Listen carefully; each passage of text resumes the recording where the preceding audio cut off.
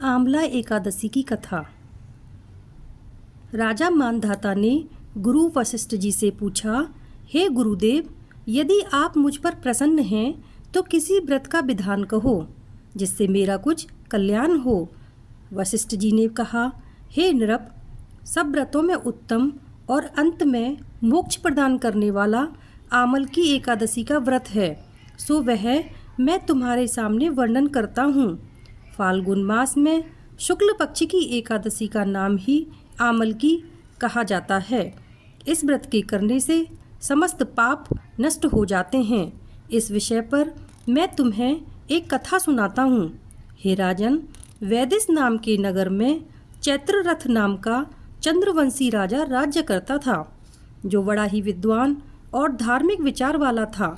उस नगर में सदैव वेद ध्वनि गूंजती रहने के कारण वहाँ कोई भी पापी, दुराचारी, नास्तिक और दरिद्री तथा कंजूस नहीं था।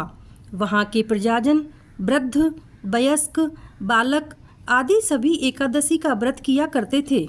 वे सभी विष्णु भक्त थे। एक समय फाल्गुन माह के शुक्ल पक्ष की आमल की एकादशी को राजा तथा समस्त प्रजा ने हर्ष सहित उस एकादशी का व्रत किया। राजा ने प्रजाजनों के साथ मंदिर में जाकर पूर्ण कुंभ स्थापित किया और धूप, दीप, नैवेद्य आदि से पूजन किया। पूजन करते समय वे इस प्रकार कहने लगे, हे धात्री, तुम ब्रह्मा जी द्वारा उत्पन्न हो, तुम ब्रह्म स्वरूप हो। हे देवी, तुम समस्त पापों को नष्ट करने वाली हो। तुमको बारंबार नमस्कार है, तुम मेरा अर्घ्य स्वीकार करो। उस देवगृह में सबने रात्रि को जागरण किया। उसी रात्रि को एक बहेलिया, जो जीव हिंसा करके अपने कुटुंब का पालन करता था, भूख प्यास से व्याकुल हो जागरण देखने के लिए मंदिर के एक कोने में आकर बैठ गया और वहाँ पर होती हुई एकादशी व्रत की कथा और महात्म्य को सुनता रहा। इस तरह उस बहेलिये ने अन्य सभी लोगों के साथ जागरण रात्रि व्यतीत की। प्रातःकाल जब सब लोग अपने अपने घर को चले आए तो वह बहेलिया भी अपने घर को चला आया और घर आकर उसने भोजन किया। कुछ काल बीतने के पश्चात उस बहेलिया की मृत्यु हुई। उसने उस आमल की एकादशी के व्रत तथा जागरण के प्रभाव से राजा विदुरथ के घर में जन्म लिया। उसका नाम वसुरथ रखा गया। जब वह बड़ा हुआ तो धन धान्य से युक्त होकर चतुरंगिणी सेना के साथ 10 सहस्त्र गांवों का पालन करने लगा। वह तेज में सूर्य के समान, कांति में चंद्रमा जैसा, वीरता में विष्णु भगवान के तुल्य और क्षमा में पृथ्वी के समान था। वह विष्णु भक्त तथा सत्यवादी, कर्मवीर और अत्यंत धार्मिक था। एक दिन वह नृप वन में आखेट करने के लिए गया। देवयोग से वह मार्ग में भटक गया और दिशा का ज्ञान न होने के कारण उसी वन में एक वृक्ष के नीचे सो गया। उसी समय वहाँ पर कुछ पहाड़ी मलेच्छ आए। वह राजा को मारो मारो शब्द कहकर मारने के लिए टूट पड़े।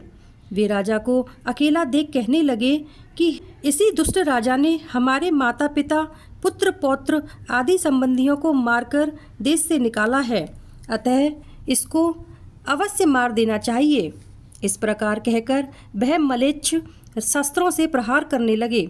मलेच्छों द्वारा चलाए हुए अस्त्र शस्त्र राजा के शरीर पर पड़ते ही नष्ट हो जाते थे। मलेच्छों द्वारा छोड़े गए अस्त्र शस्त्र लौटकर उन्हीं पर प्रहार करने लगे, जिसके कारण वे मलेच्छ स्वयं ही मूर्छित होकर पृथ्वी पर गिर पड़े। उसी समय राजा के शरीर से अत्यंत सुंदर वस्त्राभूषणों से अलंकृत, अग्नि के समान लाल लाल आँखों वाली, टेढ़ी भ्रकुटी किए दूसरे काल के समान दिव्य स्त्री प्रकट हुई। उस दिव्य स्त्री ने जब राजा सो रहा था उसी काल में सभी मलेच्छों को मार डाला। राजा जब निद्रा से जागा तो उसने उन सब मलेच्छों को मरा हुआ देखकर विचार किया कि इन शत्रुओं को मारने वाला कौन है। मेरा इस वन में ऐसा कौन हितैषी है जिसने यह सब मारे हैं।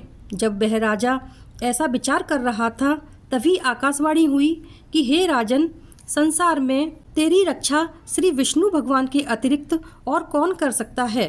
उस आकाशवाणी को सुनकर वह राजा अपने नगर को वापस चला आया और सुखपूर्वक अपना राज्य करने लगा। महर्षि वशिष्ठ जी ने कहा कि हे राजा मानधाता, यह सब आमल की एकादशी के व्रत के प्रभाव से हुआ था। जो मनुष्य आमल की एकादशी का व्रत करते हैं वे निश्चय ही प्रत्येक कार्य में सफलता प्राप्त करते हैं। बोलो एकादशी माता की जय। हेलो फ्रेंड्स, मैं हूँ निक्की। अगर आपको मेरी भक्ति भाव से पूर्ण आमल की एकादशी की कथा अच्छी लगी है तो please like, comment and subscribe कीजिए। धन्यवाद।